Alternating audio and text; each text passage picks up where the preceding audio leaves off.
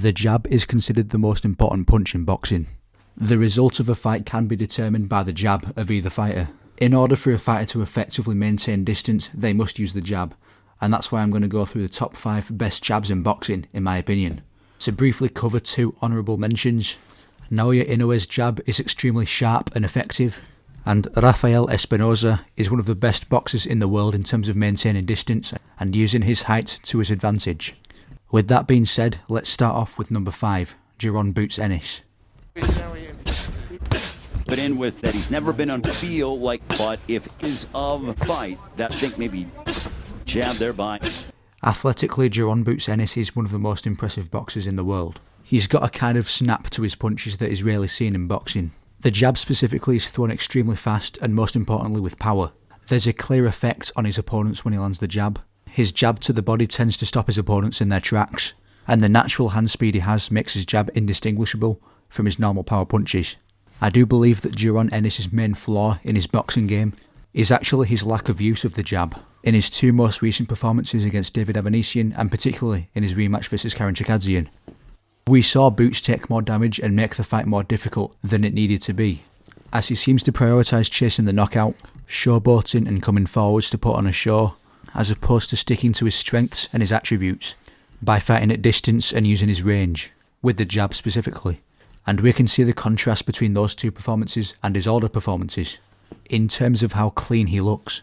But despite his flaws, he's on the list because of how good he looks using the jab when he decides to use it.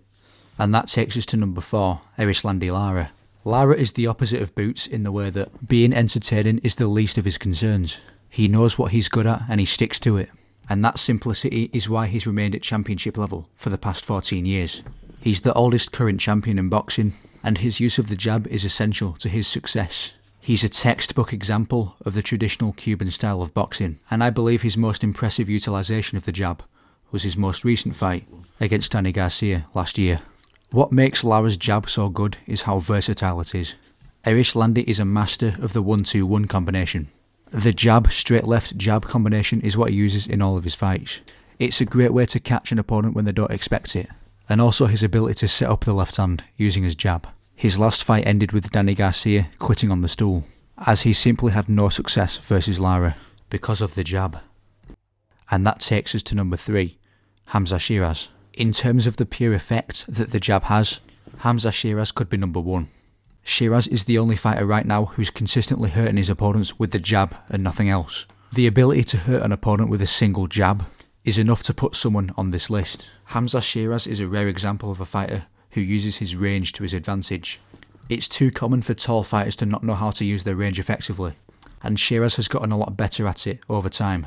He has gotten hurt and outboxed in previous fights, but throughout his career we've seen a consistent trajectory of improvement. His first real test came versus Liam Williams, who had been the distance with the likes of Chris Eubank Jr. and Demetrius Andrade, and Sheeraz had to perform. Take him out of that comfort zone, using that jab, that's what Williams got to try and do, and he gets caught with a straight shot. That jab is so sharp, crisp, there's power behind it. Williams is in trouble already, that was a good jab, and now he's followed it up, poor little legs. This has gone worse than Liam Williams could possibly have feared, and Sheeraz is looking electric. Can't miss him with that shot, and he's staying at range and just getting picked off with that jab shot, and then he's bringing the more powerful shots through. Every shot from Sheeraz delivered with a bolt of electricity. Voltage is up, this is an absolute shellacking, and it's all over. If you want to make a statement, try that one for size. He was then given a massive stage to perform on one of the Riyadh season events last year, where he fought the dangerous undefeated prospect Amo Williams. While there could be questions about the Liam Williams fight, in terms of the damage that Williams has taken across his career, if he can perform against a fellow undefeated prospect with devastating power, there could be no question about Sheeraz's ability. Despite some danger early on, Sheeraz showed good recovery and continued to stick Amo Williams with straight punches for the rest of the fight until round 11, where Amo would be stopped. Sheeraz would then be matched back down to British level competition as he fought Tyler Denny on the Dubois vs Joshua undercard, dropping Denny 10 seconds into the fight, showing how far above he was above the domestic level. As usual, he'd proceed to stick Denny with a jab. Each time it lands, it seems to sting Denny. At this point, it's clear to see how much better he's gotten at maintaining distance, and how relaxed and comfortable he is at his own range. That was his most recent fight, and he's now booked for a title shot versus Carlos Adames. And that takes us to number 2, Kenshiro Teraji. Kenshiro uses the jab uniquely compared to the rest of the list.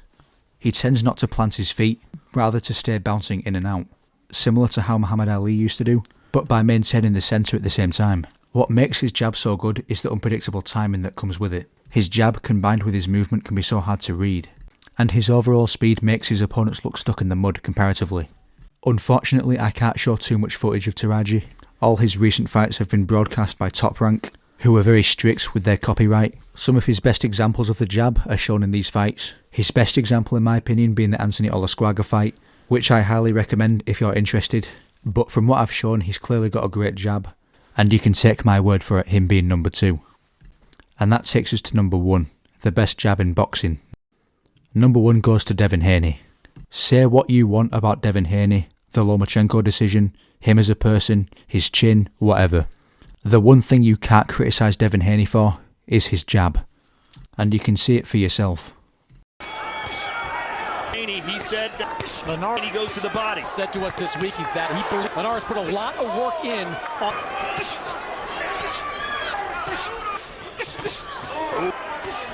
jab, just landing constantly, it seems, for Devin Haney.